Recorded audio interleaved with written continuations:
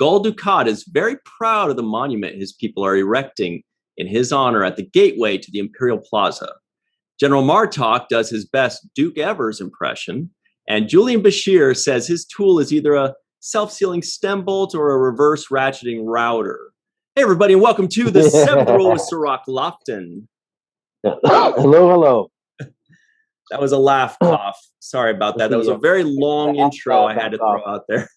My name is Ryan T. Husk, and today we're doing a review of Deep Space Nine Season 5, Episode 15 by Inferno's Light, written again by Ira Stephen Bear and Robert Hewitt Wolf, directed by the man that doesn't want to hear Jake and Nog's names ever again, Mr. Les Landau. February 17th, 1997. How are you today, Strzok?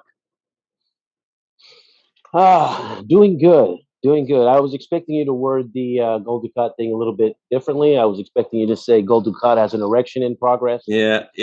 I actually had to, I prepared myself to not slip up there. Okay. All right. So you're on your best behavior. Congratulations. Yeah, at least to start the show, right?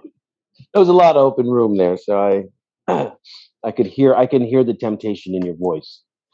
But no, I'm doing good, man. This is it. The second part. This is what they left us on that cliffhanger from the first episode. Mm-hmm.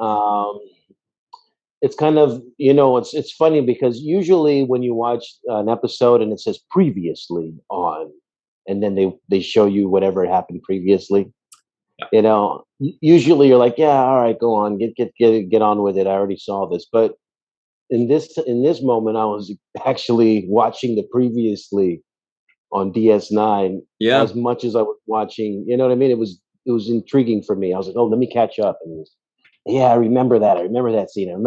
And I also wanted to see which clips they used to refresh our memory. Right?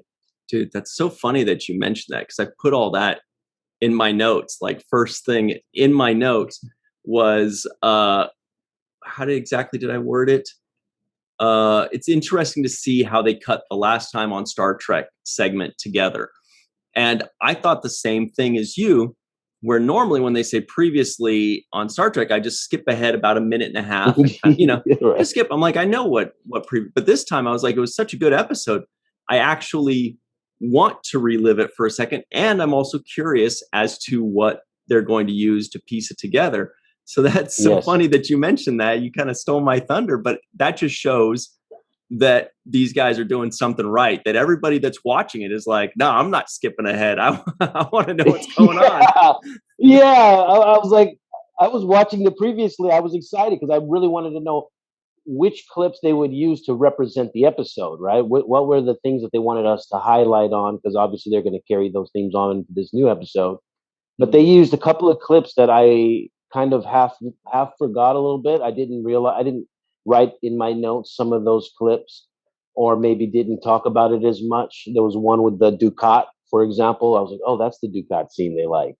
Yeah. Right? Well, when he says, I don't have time to explain right now. And I'm like, I kind of missed that the first time. But when they said that, I was when he said it this time, I was like, oh, I see. That is important. Yes, exactly.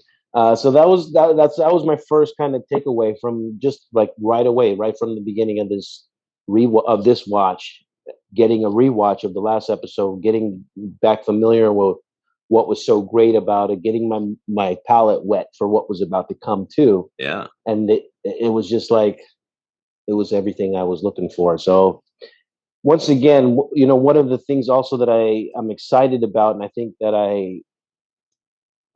we didn't really touch on too much, is the fact that we have so many this big entourage, right? This huge ensemble of characters that we've become supremely familiar with.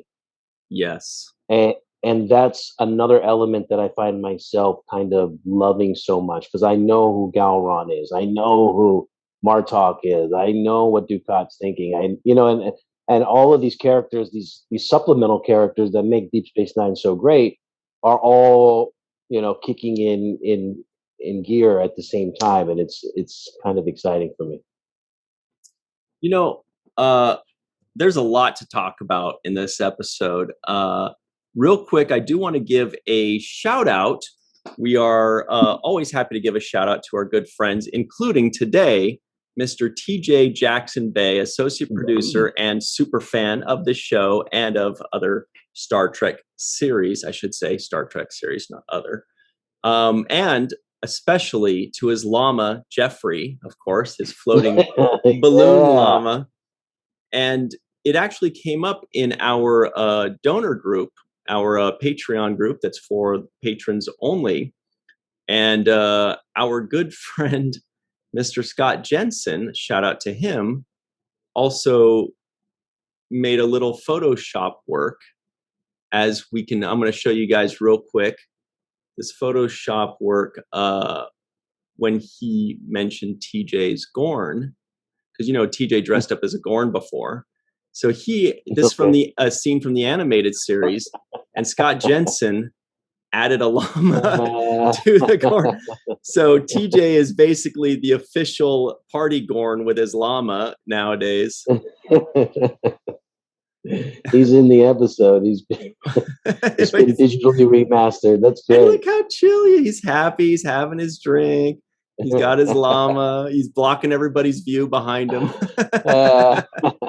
She's upset in the background. She's like, "Would you move that damn llama? I can't see." Save the llama for your mama, buddy.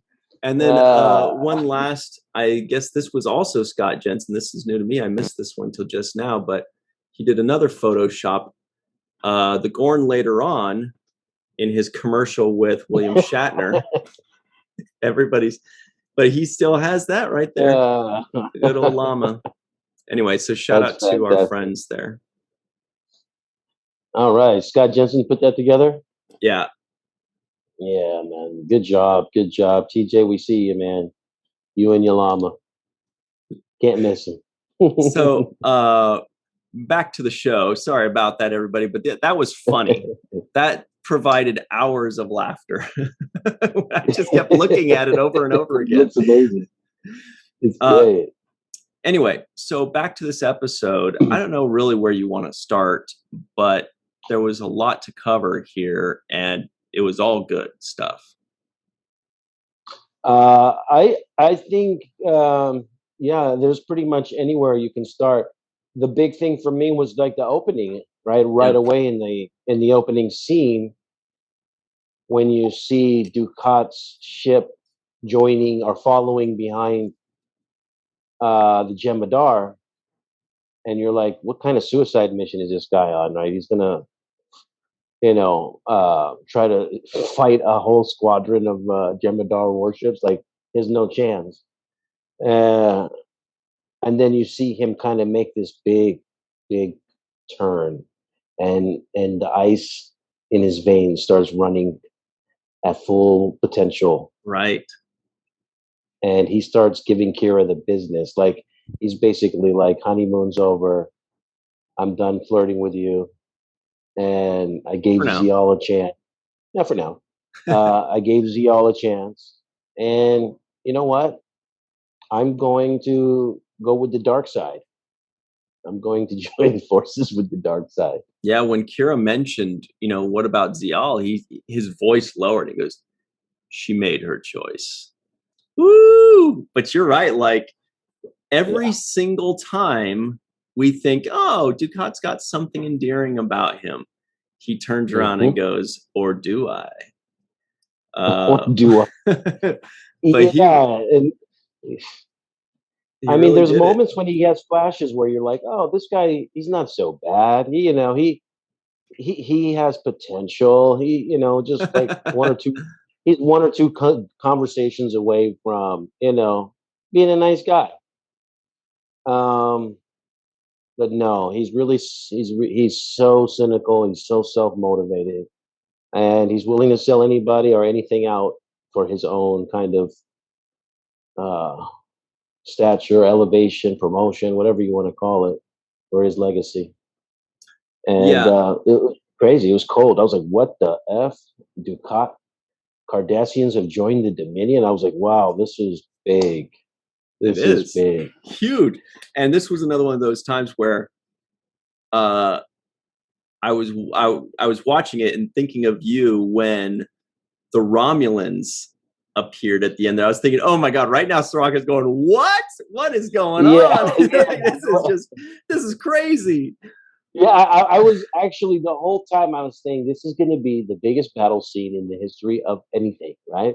I was like, as they kept upping the stakes, and it's like, oh, now the Klingons are in, and now the Romulans are here, and the Federation's sending back up, and all the runabouts are being deployed, and the whole. I was like, oh God, it's about to go down, right?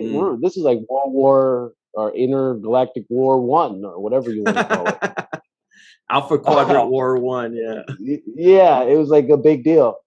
And I love the scene between Dukat because Kira, when she gets betrayed by Dukat, she goes full pissed off mode, right? Lock, phasers, open, fire. Like, she didn't have to run it by. I'm not gonna run it by Cisco. I'm not gonna, double check. Is this the move we should be doing? As soon as he said that, she was like, blow his ship up, and kill him. She's out for blood. That's it. She wants to kill now.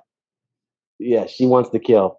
Yeah, and what he said, Dukat, he said, goodbye, Major. Yeah. You and I on the same side. It never quite seemed right, did it?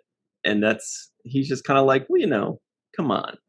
A scorpion, that it's like the scorpion story, the scorpion's going to do what a scorpion does. But yeah, you also mentioned the runabouts, and I did want to talk about that for a second.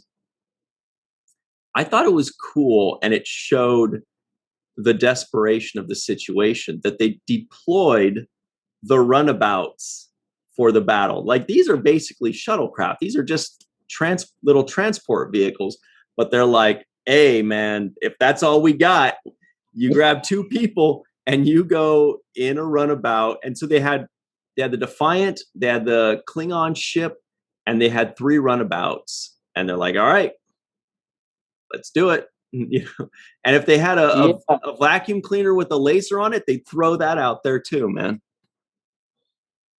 Yeah, it's but it makes me think about, because I don't know how much detail they've gotten into what kind of weaponry or artillery does the station itself have. Well, a decent amount. I'm curious about that. Yeah, because they beefed up when they thought they were going to have a Dominion war, or a Klingon war. Right. Remember, they definitely beefed themselves up for the Klingon war. So they're much better prepared, much better armed than they were previously. So the station itself can fire photons and everything. The station itself, I mean, it has its own little capsules that come out and start shooting. Quite a bit now, as you may see in a future episode. Okay, because that was one of my concerns. I'm like, there's a lot of people stationed there. They should have more than just the Defiant protecting it, right? I was thinking they should have a small little fleet of ships kind of floating around protecting it, right? At least doing patrol of the area, making sure. Kind of, we recently talked about how it's a lot like the Navy, right? And you're thinking, okay, well, like a naval ship would have a bunch of airplanes on it and a bunch of helicopters, right? Not just one. And right. Well, this is like turrets. Right. So this is kind of like a military base, in that there are built-in, turrets and torpedoes and things like that. And that is largely due to the threat of the Klingon War. Is they had to, because you're right. I think what they say, 5,000 or 6,000 people on that space station. They can't just have a ship, protecting it. Yeah.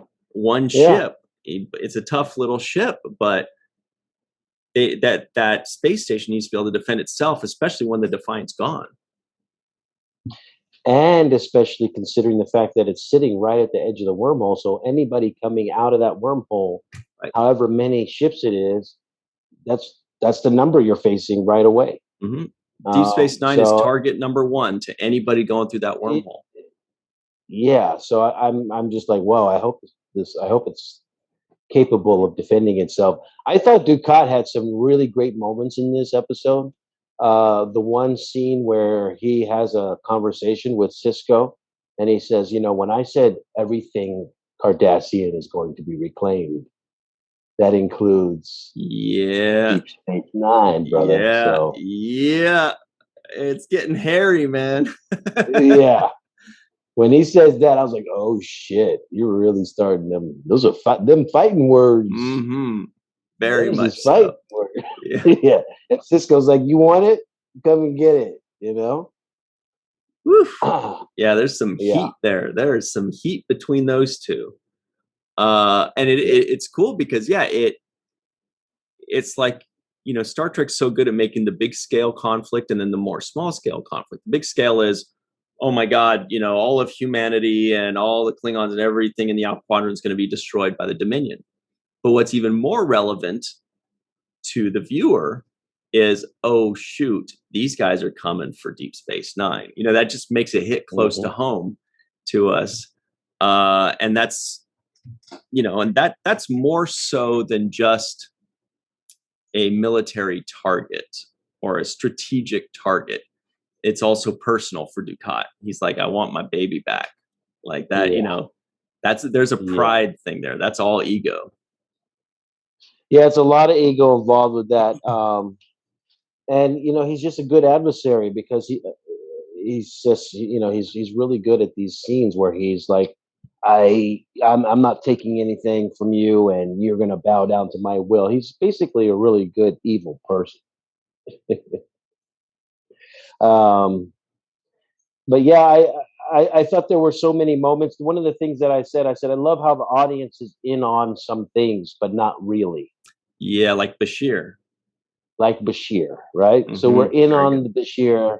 We're in on some of the, like, we know some things, but we don't. And I liked how that is because every time the Bashir scenes would come up, I would say to myself, "That fake ass Bashir." Yeah, I was calling him Faker Bashir too. Yeah, I love like him and his smooth face, the ruffled face, the guy with the beard, you know, the 5 o'clock shadow. That's the real Bashir, right? Yeah. So there were moments there where I was thinking, it's great how the audience knows, but the cast doesn't know. Then there was, of course, that scene with O'Brien and Bashir, and in the with the darts, right? And I thought O'Brien was gonna just figure it out. I was like, oh, he's gonna figure this out. He's gonna be like, what do you mean darts? Like, you know, this is a life or death moment, and you're talking about darts. I thought he was gonna say, let's do a blood test on you. And it's so great that he's the changeling is the guy that's actually administering all the blood tests, right? So it's right, like that's perfect. It's perfect. This is a perfectly written. You know, there was a line with when Bashir and O'Brien were talking, and I'm trying to find it. It's when maybe I didn't take a note of it. But it was when Bashir and O'Brien were talking, and you know, Bashir mentioned something about darts, and Chief says, he says, "Oh, how can you think about that at a time like this?" or something to that effect. But Bashir's line, the one that I'm trying to find that I really liked, what he said something to the effect of, "Oh, I think things will turn out just fine," or he said, you know, something like that, which is funny because we know what he means. He means for him, for the Dominion. He's like, "Oh, I think, don't worry, I think the good guys will win. I'm feeling pretty confident." Yes, and that's what I meant about the audience knowing, because it's fun to watch those kind of exchanges when you see the character and you're like, you know, deep down it's not the real guy and you're being fooled. Right. It's like one of those moments when you're yelling at the TV, like, "Don't do it! Don't trust him! He's not the guy! You know, he's lying." um, but there were so many lines. I mean, once again, I got to give credit to Ira Bear, Robert Wolf. Right. The dialogue is so good. They use these words and these phrases that just like encapsulate who the character is and the feelings of the moment. And one of those lines where Garrick, for example, they were like, "Well, there's only who else is gonna fix the transmitter and crawl in the panel? There's nobody else who knows how to do it. You're the man of jack of all trades. I'm sure you know how to do it." And Garrick's line was so classic. He was like, "It's nice to feel needed." Yeah. Yeah. And then they gave him they had to up the stakes again, as Star Trek does so well. So they're like, okay, claustrophobia. Give him, some kind of additional struggle or hurdle. And Martok says the line, a man's own inner fear or whatever is the biggest struggle. Man, I need to find out where I put my notes. Yeah, Martok says there is no greater enemy than one's own fear. Yes, thank you. And that's again another line where you're just like, wow, these lines are classic because they're like proverbs. They're like Confucius statements. Some of them, right? There's no greater enemy than one's own fear, and that's true as far as my experience is concerned. It's the biggest thing. And actually, that line, I did find it in my notes, and right below it is the line that I was looking for with Bashir. He says, "Life must go on. Besides, I have a feeling things will turn out for the best." that was the line I was trying to remember. Yeah, for him. But yeah. So back to the point, though. Yeah, I mean, like so many people, especially people with mental health issues or situations there. They'll tell you a million times they'd rather have a broken arm, or they'd rather get punched in the jaw, or they'd rather deal with pain than the inner turmoil of somebody that has powerful OCD or PTSD or anything like that, or claustrophobia. This feeling of impending doom where it's just like so much more powerful, and so much you feel so much more helpless, it seems, than just physical pain. Because the physical pain you can heal, and you can overcome it. But yeah, that was interesting to come from a Klingon of all places. I have to say that the claustrophobia I thought was a great touch. Mm-hmm. It elevated the stakes so much more. It put the pressure on Garrick a lot more, and the scenes, the way they were written, these like monologues where he's talking to himself, like, get a hold of yourself, Garrick. It's this is not like the time that you were, at this prison camp or whatever. This is different, and don't forget you promised Zial, and da, da, da, da, and like all these like, and then he says, Dad, Tane. Is Tane. He was like, Tane, I wish you were here so you could be here instead of me.